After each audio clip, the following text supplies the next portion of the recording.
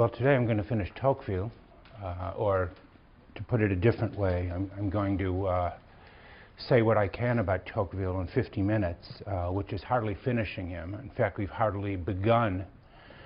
But I want to talk about two things, two aspects of the book today, which will only scratch the surface. And those two topics are the following. I want to talk about a little bit about the moral and psychological components or features of the democratic state, which is largely the subject matter of Volume 2 of the Democracy. And I also want to speak about the role of statesmanship. I mentioned earlier the issue of Tocqueville as educator, as a kind of political educator. And I want to talk today, end up today, by talking a little bit about how he understands the role of this democratic statesman. But the first part, first subject, is largely, again, the subject matter of Volume 2. Volume 1 of the Democracy, as you've probably noticed, focuses mainly, not exclusively to be sure, but mainly on what I suppose we would call the social and political institutions of democratic society, the institutional development of the democratic state. Volume 2 focuses on much more on, so to call it, the moral and psychological components of the democratic individual.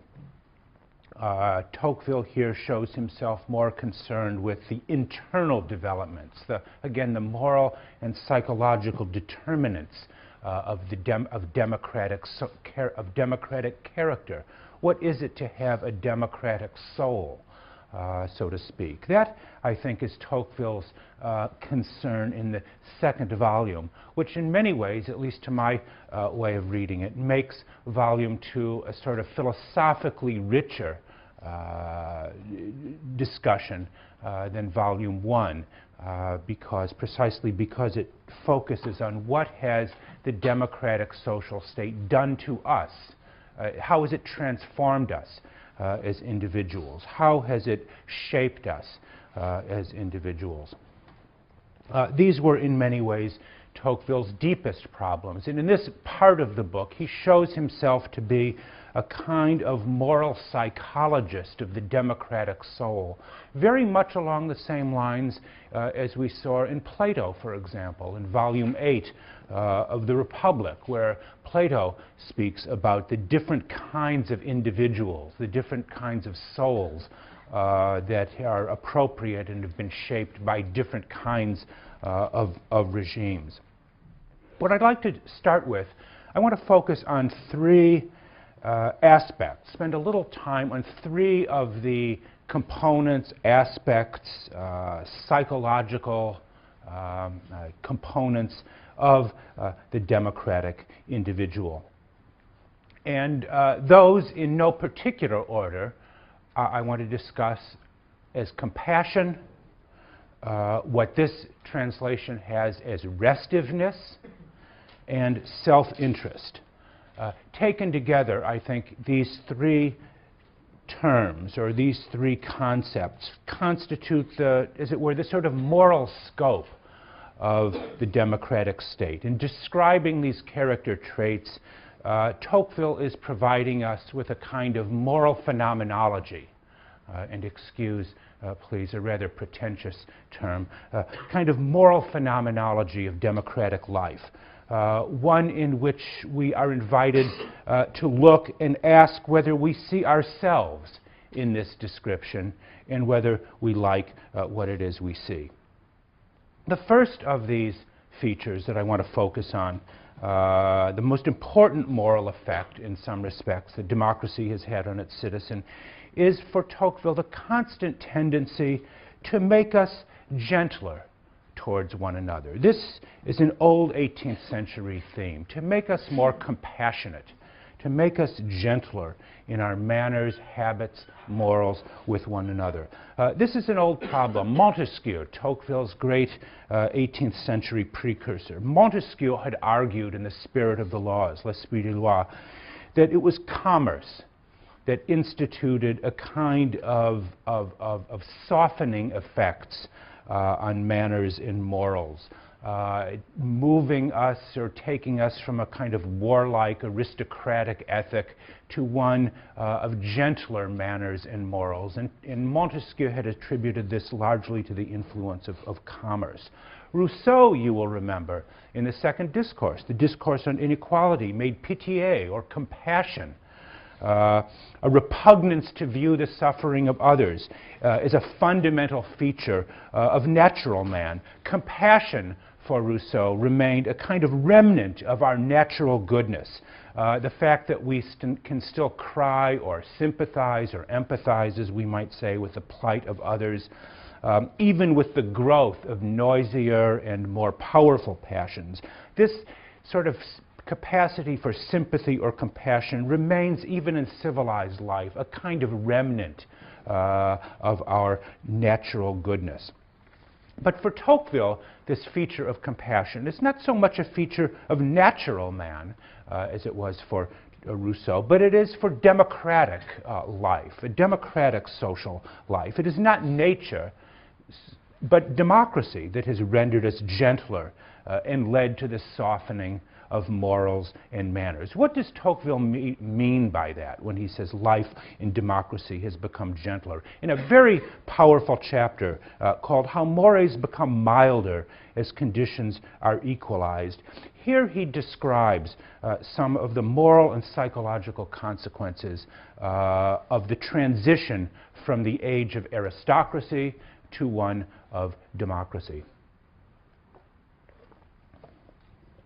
Under aristocratic times, he says, in aristocratic ages, individuals inhabited a world apart where members of one class or one tribe may have been similar to one another, but they regarded themselves as being fundamentally different from the members of all other social classes or tribes.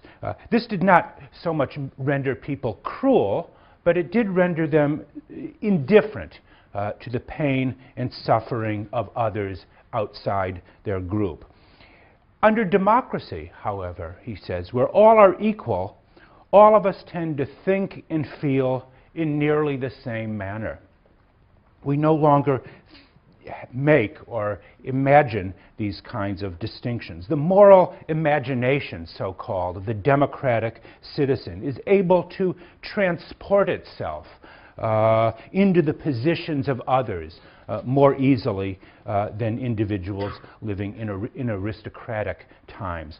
All become alike, or at least all are projected or perceived as being alike in our range of emotions, sensibilities, capacities for moral sympathies. As people become more like one another, Tocqueville says, they show themselves reciprocally compassionate regarding their miseries, and the laws of nations become milder. The laws of nations become milder. They show themselves reciprocally compassionate to one another. That transformation of one of the key ethics of social life for Tocqueville has had profound effects on us. It has certainly made people gentler and more civil to one another. Such things, he tells us, as torture, deliberate cruelty, sort of spectacles of pain and humiliation that were once so much a part of everyday life, have largely been eliminated from the world. I say largely, not entirely, to be sure. We more readily identify ourselves with the pain or suffering of people possibly in very different parts of the world, parts that we've never seen or may never visit. Consider, for example, our response to the victims of the tsunami in Indonesia or the genocide in Darfur. All of these events affecting people in places, again, where we may never go, nevertheless seem to have a claim on our moral sympathies.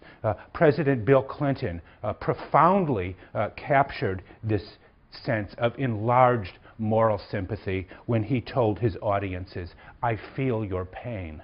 Remember, I don't know, you probably won't remember that, but you've probably heard the expression. It seems to show a kind of enlargement of the moral sympathies, being able to put oneself in the position of others who one doesn't know and may never meet.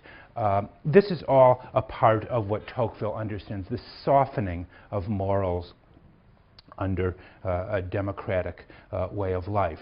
And Tocqueville clearly regards this in many ways as a moral progress of sorts in our unwillingness to tolerate policies of deliberate cruelty. And his statement, perhaps premature, that Americans of all the people in the world have succeeded or almost succeeded in abolishing the death penalty. Not quite true. But nevertheless, maybe more truer then than it is now. In democratic centuries, he says, men, but all of this compassion, here's the problem. Here's the problem. All of this compassion comes still at a price. In democratic centuries, he writes, men rarely devote themselves to one another, but they show a general compassion for all members of the human species. They rarely, he says, devote themselves to one another. This sort of generalized sympathy is genuine but soft. My ability to feel your pain does not really require me to do much about it. Compassion, you might say, turns out to be a rather easy virtue. It suggests sensitivity and openness. It implies caring without being judgmental. It is not entirely relativistic, but it certainly refrains from imposing one's own moral judgments and way of life upon others. Does Tocqueville believe that democratic peoples are in danger of becoming too soft, too morally sensitive, too incapable of exhibiting the kind of harsher, what we might call more aristocratic virtues of nobility, of self-sacrifice, of love of honor that formed the moral code of previous times? Well, the answer to that question is yes. He surely did believe that was becoming the case. Compassion is for Tocqueville in many ways an admirable sentiment.